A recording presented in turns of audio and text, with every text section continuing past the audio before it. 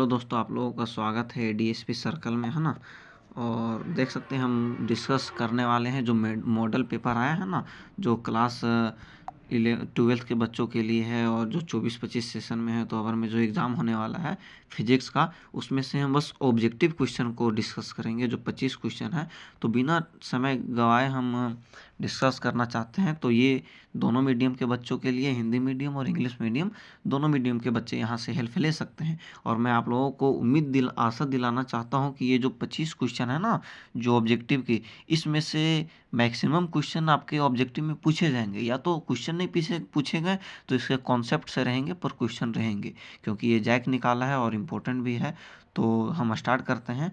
तो पहला क्वेश्चन यहाँ बोलता है, when an electric dipole is placed in uniform electric field it experience. जब एक इलेक्ट्रिक डायपोल को हम इलेक्ट्रिक फील्ड के बीच में रखेंगे तो क्या एक्सपीरियंस करेगा। हिंदी का क्वेश्चन पढ़ते हैं। जब एक विद्युत द्विध्रुव को एक समान विद्युत क्षेत्र में रखा जाता है तो यह अनुभव करता है। तो इसका सही आंसर हो जाएगा अ टॉर्क। ध्यान दीजिएगा, बहुत बच्चे यहाँ पे नेट फोर्स लिख देते हैं, जो कि गलत हो जाएगा। अ टॉर्क एक बल आघूर्ण। टॉर्क भी is a type of force होता है, एक ही मतलब टॉर्क जो है वो बल का ही प्रकार है, पर बच्चे यहाँ काफ़ी कंफ्यूज हो जाते हैं और नेट फोर्स लगा देते हैं, जो कि गलत हो जाता है ना। तो आप लोगों को बल नहीं लगाना है, अ टॉर्क लगाना है। ऑप्शन नंबर बी सही हो जाएगा। दूसरा में आता है, two charge separated by a distance D exert a force F on each other if charges are double and distance between them is double.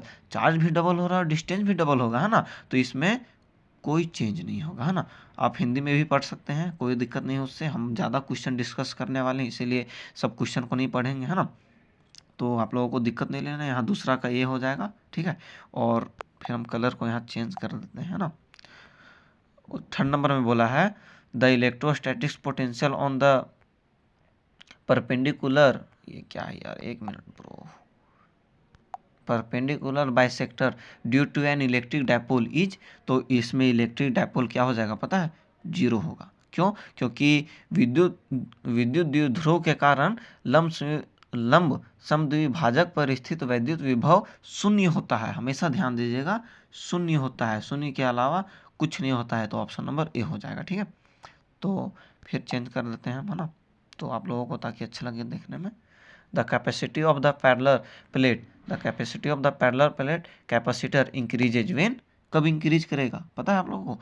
जब area of the plate is increase, जब area increase करेगा तब capacity of parallel plate का capacitor भी increase करेगा, ठीक है। तो हिंदी में भी वही सेम है ना, तो दिक्कत नहीं लेना है। चार का बी हो जाएगा। पट्टिका का क्षेत्रफल बढ़ जाता है ना, तो क्षमता भी बढ़ जाता है। तो किरचॉफ जंक्शन रूल, ये तो बहुत भाई भी आई इंपॉर्टेंट है। ये जो है ना, भी आई, एकदम भी आई, इसको स्टार स्टार स्टार। अब जितना भी स्टार दे लीजिए उतना कम है। किरचॉफ्स लॉ से क्वेश्चन आने वाला ही है। किरचॉफ फर्स्ट लॉ हो, सेकेंड लॉ हो या थर्ड लॉ हो, या किरचॉफ्स का जो भी है, ऑब्जेक्टिव सब्जेक्टिव सब में आएगा। तो आप लोगों को ज़्यादा टेंशन नहीं लेना, बस इजी है। Kirchhoff junction rule is based on conservation of, क्या जंक्शन पता है क्या कंजर्वेशन करता है? सो बी नंबर हो जाएगा आपका चार्ज, है ना, आवेश। ये आवेश को कंजर्व करता है। तो 6 में देखते हैं, the resist the resistivity of material of a conductor depends on. एक मटेरियल का रजिस्टिविटी क्या पे निर्भर करता है? किसी चालक के पदार्थ की प्रतिरोधकता निर्भर करती है। तो आप जानते हैं इसमें क्या होगा? सो ऑप्शन नंबर सी हो जाएगा, टेम्परेचर।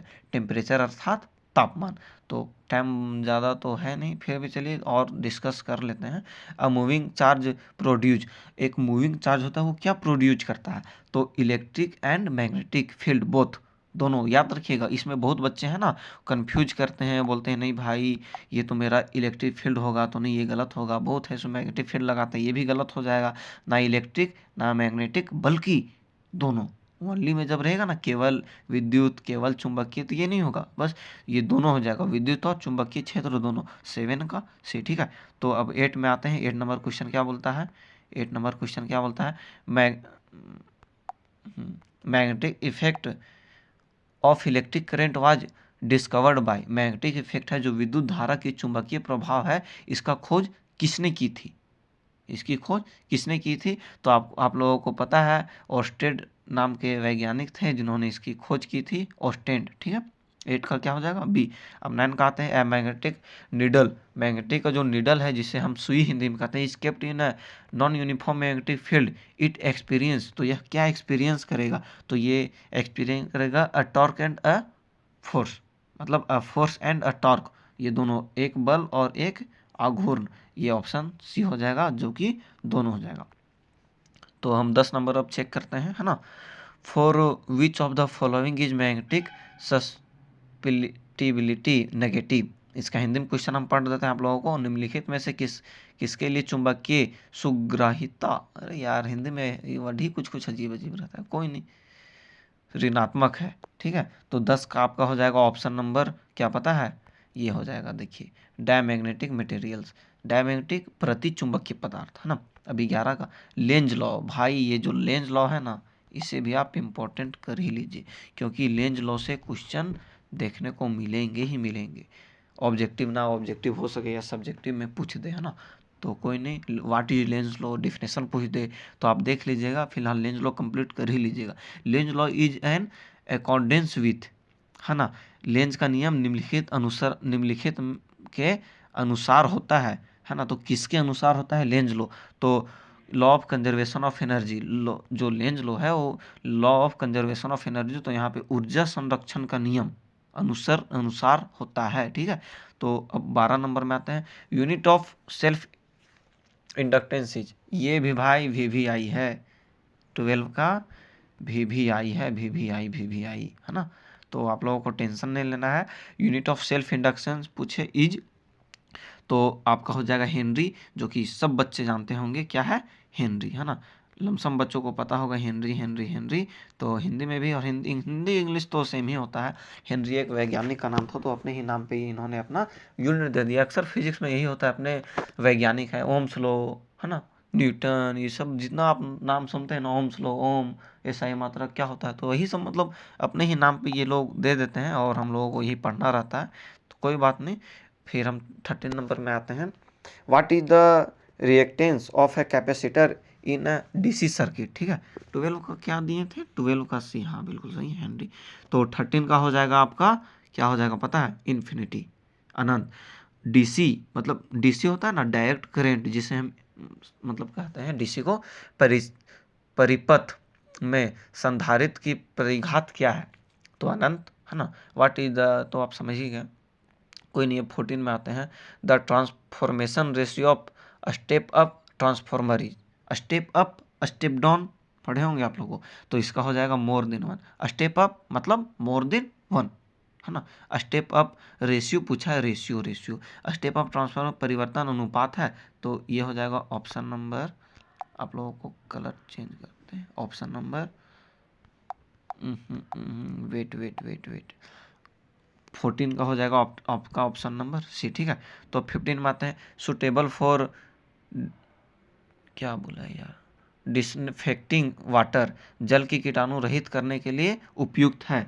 तो 15 का हो जाएगा आपका, क्या पता है, अल्ट्रा वायलेट रेज, जिसे हम शॉर्ट में UV रेज कहते हैं, यूवी रेज, है ना, UV rays, ultraviolet rays, जिसे हम पराबैंगनी किरण कहते हैं। वही पराबैंगनी किरण जो सूर्य के प्रकाश से निकलती है, जो हम लोगों के लिए हार्मफुल होती है, बहुत ज़्यादा हार्मफुल है। आप अल्ट्रा वायलेट रेज से बच के रहना चाहिए मनुष्य को, है ना। और ये धीरे धीरे क्षतिग्रस्त होते जा रही है सूर्य का प्रकाश से पृथ्वी, तो कहीं ना कहीं एक चिंतन का विषय है ना।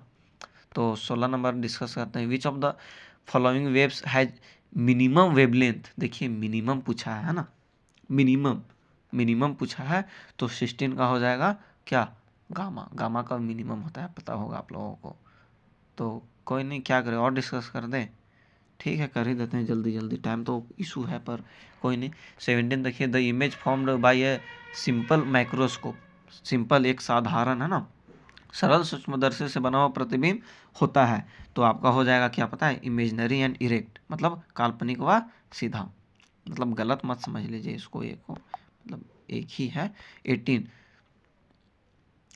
The focal length of the objective and the eyepiece of है telescope are F and F respectively, मतलब स्मॉल, ये तो कैपिटल एफ है और ये स्मॉल एफ है, तो दोनों में पूछा है ना, तो आप लोगों को पता होगा इसका आंसर हो जाएगा सी।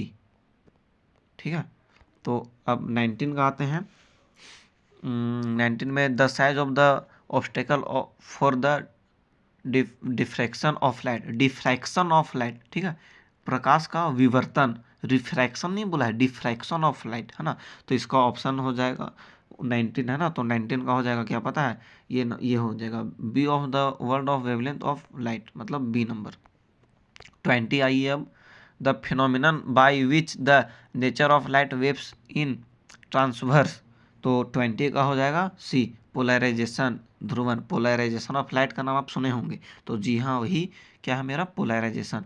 अब 21 में आ जाते हैं, द डायमेंशनल ऑफ प्लाइंग कांस्टेंट, भाई ये भी इंपॉर्टेंट रहेगा, आप इसे ध्यान देख लीजिएगा, जो जो मैं इंपॉर्टेंट का, ऐसे सब इंपॉर्टेंट है ही, तो ये भी स्टार लगा देते हैं ना, तो 21 का भी हो जाएगा force X, distance X ton है ना, बल, दूरी, समय। Nucleus of an atom consist of, nucleus of an atom, तो इसका हो जाएगा प्रोटॉन एंड न्यूक्लॉन्स, परमाणु के नाभिक में होते हैं, परमाणु के नाभिक में प्रोटॉन और न्यूट्रॉन दोनों होते हैं। तो अब 23, ये तो इजी क्वेश्चन था ना, ये 22 का ये इजी था। 23 में हम आते हैं, तो इफ है radio active atom, radio active atom emits gamma radiation, its atomic number, तो इसका एटॉमिक नंबर पूछा है, तो 23 में हो जाएगा आपका डी, रिमेन्स अनचेंज, इसका नहीं बदलता है। ठीक है, यदि कोई रेडियोधर्मी परमाणु गामा विकिरण उत्सर्जित करता है तो उसका परमाणु क्रमांक में कोई बदलाव नहीं होता है, ये आप लोगों को ध्यान में रखना है, ये भी कॉन्सेप्ट का क्वेश्चन है, मे बी ऐसे एग्जाम में आप लोगों को देखने को मिल सकता है ना। तो हम कलर को चेंज कर लेते हैं। अब 24 बचा, P type semiconductor, what kind of impurity is found, है ना, पी टाइप अर्धचालक में कैसी अशुद्धि मिली होती है, तो ये तो जानते ही होंगे है ना, ये क्या होगा, विथ वैलेंसी ऑफ 3, मतलब जिसकी संयोजकता 3 हो, क्या हो, संयोजकता ओनली एंड ओनली 3। ठीक है, तो 25 में आएंगे हम, तो इसमें आप देखिएगा ना, तो जैक इसका आंसर डी दिया है, जो कि मेरे हिसाब से गलत है, बिल्कुल गलत है, जी हाँ, तो कहीं ना कहीं मेरे हिसाब से यहाँ पे सी होगा, सी होगा, तो आप लोग ध्यान में देख लीजिएगा, सी ही होनी चाहिए इसका आंसर। पी एन संधि डायोड की हासी परत में होती है, तो इलेक्ट्रॉन और रिक्तियाँ दोनों में, क्योंकि यहाँ बोला है ना, द इंग्लिश में पढ़ के आप लोगों को बता दें ताकि कन्फ्यूजन इसमें आप लोगों को दूर हो जाए। The depletion layer of P N N junction diode consist of both electron and holes, क्योंकि डिप्लेशन लेयर है पी एन जंक्शन का, वो इलेक्ट्रॉन एंड होल्स दोनों कंसिस्ट करता है ना। तो आप लोग को ठीक है, बाकी बात अच्छे से आप लोग तैयारी करते रहिए, और बात रहा कि आप लोग तैयारी करते रहिए, रिजल्ट अच्छा ही होगा, ज़्यादा टेंशन नहीं लेना है, बस एक बार आप लोग इस चीज़ को एक बार आप लोग रिवीजन कर लीजिएगा, है ना, बाकी बात कोई दिक्कत नहीं होगा आप लोगों को किसी प्रकार का, बाकी बात मैं डिटेल में बता दिया हूँ, यदि आप लोगों को समझ में ना आए तो एक बार वीडियो को फिर से देख लीजिएगा, है ना। तो इसी के साथ एक छोटा सा शायरी हो जाएगा कि आप लोग कहते हैं ना कि भाई मेरे को ये छोड़ के चला गया, तो ये हो गया, ये हो गया, तो इसके लिए एक शायरी है कि अपने वक्त पे आप ध्यान दीजिए, अपने आप को सक्सेस करने पे ध्यान दीजिए, इतना सक्सेस कीजिए, इतना सक्सेस किए कि जो आपको वक्त, जो आपको छोड़ के गया है ना, वो भी आपसे वापस आके मिले और आपसे माफ़ी मांगे। तो एक शायरी कहा जाता है, ये सुने भी होंगे, ना सुने होंगे तो सुन लीजिए, कि जिन्होंने छोड़ दिया मुझे मेरा बुरा वक्त देखकर, कि जिन्होंने ठुकरा दिया मुझे मेरा बुरा वक्त देखकर, एक दिन ऐसा वक्त लाऊंगा कि उन्हें मिलना पड़ेगा मुझसे अपना कीमती वक्त लेकर।